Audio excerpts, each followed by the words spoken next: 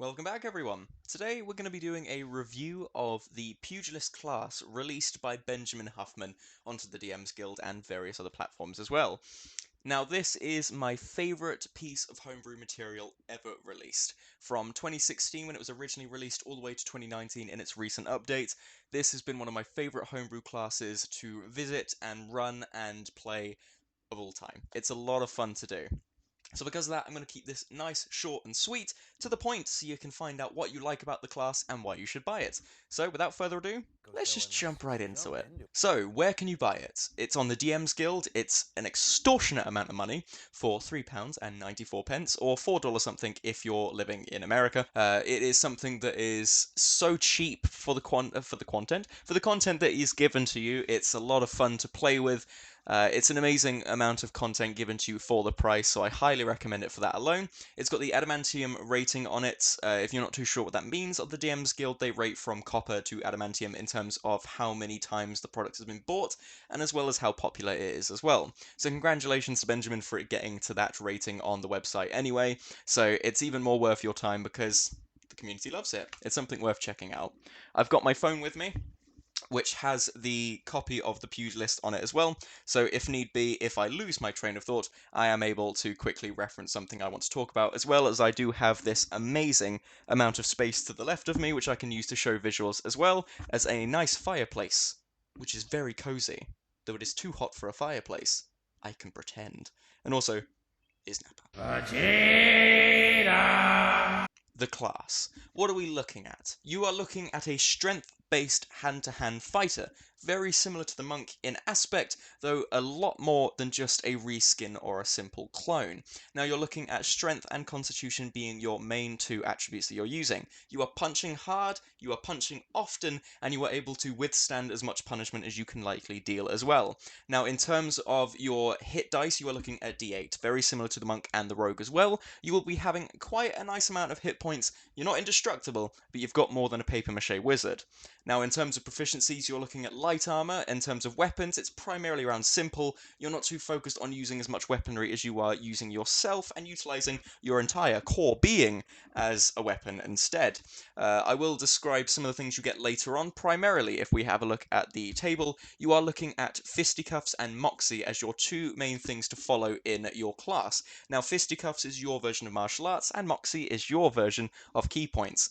Though it's not the same, you will notice that with fisticuffs you do eventually deal 1d12 per hit, which is incredible, as well as having moxie points which add up as well. Basically you use these to do similar abilities that you would spend key on as well. So you're looking at using things like the old 1-2 to basically be a flurry of blows. You can hit twice, you can hit more, deal more damage, or you're also looking at being able to give yourself temporary hit points to hunker down for a second, or even look at using kind of opportunities like that. Now, in terms of your fists, those are your main weapons. You can use your fists, your head, your elbows, or anything else you can think of to bash your opponent's skulls in with, or anywhere else on their body. You will be looking at certain pugilist weapons which will act as your monk weapons as well. Now, excitingly enough, it's quite different. You're looking at simple weapons which don't have the heavy or two-handed property. So you're not going to be able to use a great club, unfortunately, but you will be able to use a club, a dagger, a spear, or something along those lines. Interestingly enough, you are looking at the whip as well. Now this one is interesting mechanically, for now you have the ability to hit as hard as your fisticuff die, while also having the reach of a whip as well. It makes for exciting character concepts, because whips aren't too often utilized by people. I don't see it being used too often, so it'll be exciting to see it used quite viciously. If you're looking at doing a Belmont style from Castlevania, whipping people's ears off and their eyes out, that'll be pretty bad. But you could also be Indiana Jones and just use it to look cool as well. I'm not saying he doesn't use this properly, but oh well. We're also looking at the most interesting part of the pugilist weapons, in my opinion, which is improvised weaponry. Now, if you're not too sure on what this means, it's simply weapon that's improvised. It's quite simple. So this could be anything ranging from a chair to a chair leg, a table to a table leg, a broken bottle, your best friend, whatever you can grab and wield, you can use as an improvised weapon, using your fisticuff die as your damage, which is great. It offers a lot of creativity, you've got a lot of freedom to do things with, there's a lot of builds you can create out of it, and it's great to see improvised weaponry used as a class focus for a change, since it's too often left on the sidelines of other obscure rules people forget about because they're not too often used. I won't describe every ability for this class, because I do believe believe in having the excitement in reading things for yourself, but I will say that they focus primarily on a certain unique style of play. So what you will be doing is you will be punching, you will be dealing damage, but a lot of the abilities you do have rely on you also being able to stay in the fight for longer. So for examples, you have some abilities which allow you to temporarily give yourself resistance to damage, though it will cost you exhaustion. You're able to give yourself 10 rounds of resistant to bludgeoning, piercing, and slashing damage, which you can use to stay in the fight if you're surrounded by enemies, or keep your allies protected as you're moving into the defend. You're very much focused on being that bloodied fighter, the sweating man who's punching as much as he can and is staying in the fight. He's bloodied, he's beaten, but he still stays strong. That's basically what you're looking at for this one. Now, in terms of the subclasses that you're looking at, these are called fight clubs. Now, each one depends on a very much style of play that you want to play. So, for example, you've got Piss and Vinegar, which is a very good name for a fight club.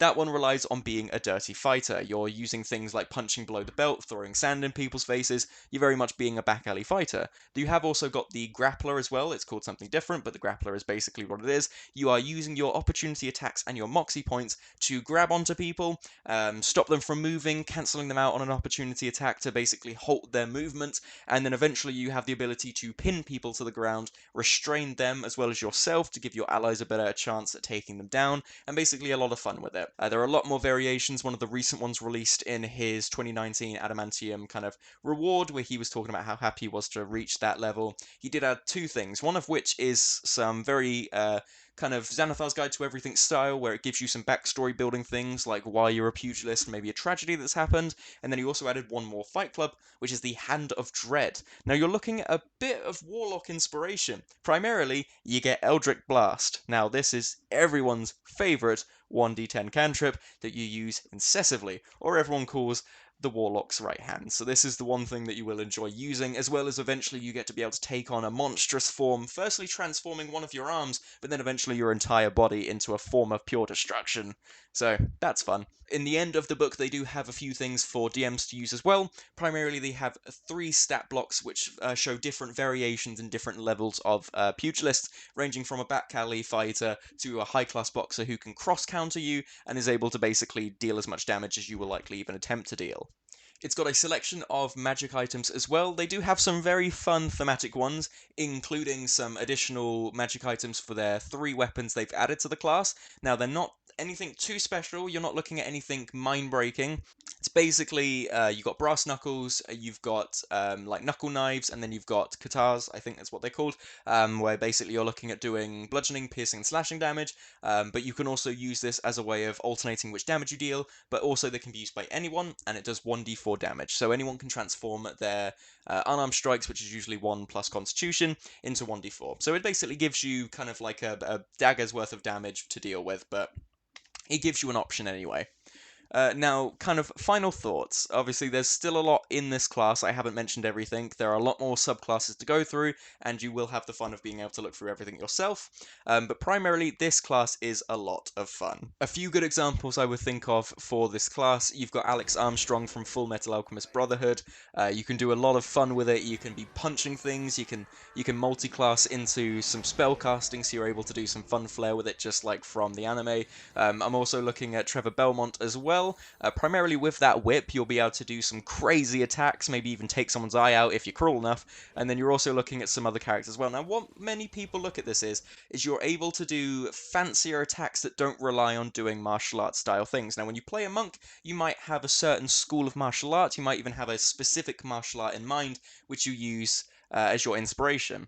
But the Pugilist is a little bit different because you can take inspiration from any character who focuses on his hand-to-hand fighting. A lot of anime characters can be a good inspiration because a lot of them do focus on fighting, so anyone from My Hero Academia could be a good choice as well, because you can easily multi-class into other things as well to throw a bit of flair into it, but it just adds a lot of variety. You're able to fight purely with your muscle. It's something that's quite fun to do, even if you're a DM. You can give it to one of your NPCs, even someone who might end up traveling with the party. It can be a nice change. One of my favorite things to do with this is to create like an underground fight club kind of style encounter, where maybe the tavern that the party visits is something to do with an underground betting ring, where you can do some fights and stuff like that, and you might even encounter an NPC or a prized fighter who has several levels into the Pugilist class and hits a lot harder than people are expecting. And plus, it always reminds me, if you were to put a Pugilist versus a monk, of that famous scene where it's Chuck Norris versus Bruce Lee. It would probably turn into something like that. It would be quite fun. So you got a lot of variety with it.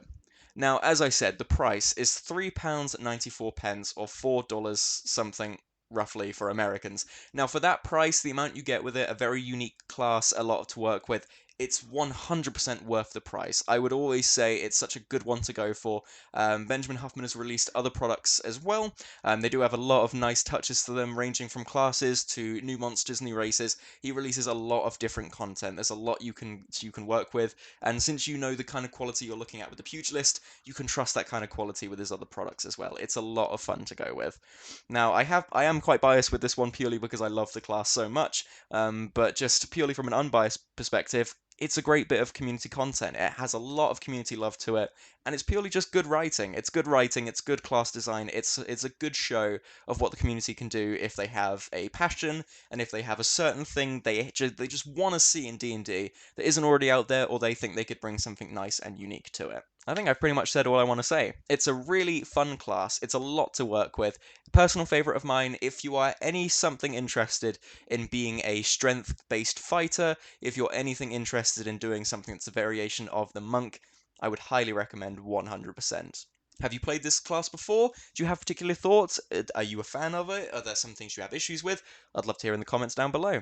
I would love to hear if you've had any opportunity to explore it, or if you have any fun encounters which came from having one in the party, being one yourself, or encountering one in your DM's game. I would love to hear. I haven't met too many people who have played them before. One fun thing is one of the characters in Matt Coville's campaign is playing a variation of the Pugilist as well. So it's really fun to see people get that kind of experience with it, and to get that kind of credit as well. It's fantastic to see. I'm going to end this episode here. So I hope everyone's enjoying this so far. It's a lot of fun to be back and to review some honest work that I really am a fan of. There is a lot more homebrew pieces that I want to go through in the future. I have a lot of things to go through. I think the next one I will be doing is the Domestic Adventurer's Handbook. Now, this is one released by quite a few authors, so it will be a bigger one to tackle. It's about 150 pages, and it's based on rules of owning land, running businesses, having a family. It's a nice change. It's something that's quite wholesome to see in a D&D game. I'm a big fan of it, so I would also love to go through that one as well. So I will link both the Pugilist class in the description down below, as well as I will I will put the link for the Domestic Adventurer's Handbook down below as well, so you can check that one out. Lost my words all of a sudden. So you can have a lot of fun reading through that ahead of time if you want to purchase it. At the moment, with the COVID situation going on, they do have a link on their storefront which you can use to get a slight discount off of it as well, which is very caring of the creators themselves. So if you are struggling financially but you still want to have a chance to explore some of the great content out there, you can use that as an opportunity as well. Thanks everyone for watching. I will be back very shortly with some more videos, but as mentioned before, I will not put deadlines on it because that is a curse that I will not follow. So I will be back at some point in the future, very soon, with some more homebrew reviews. As well, eventually, I will get around to reviewing Rising of the Last War as well, except I do want to read that one through one more time very thoroughly so I can do a longer video with that one. I hope the microphone's working as well. I'm just trying this one out because I used just the built-in microphone for my MacBook for the last video, and honestly the audio can be a little bit weird to work with. This might not be perfect, but it's probably the best I've got for the time being. But thank you all for watching, and I will see you all in the next video. Farewell, guys.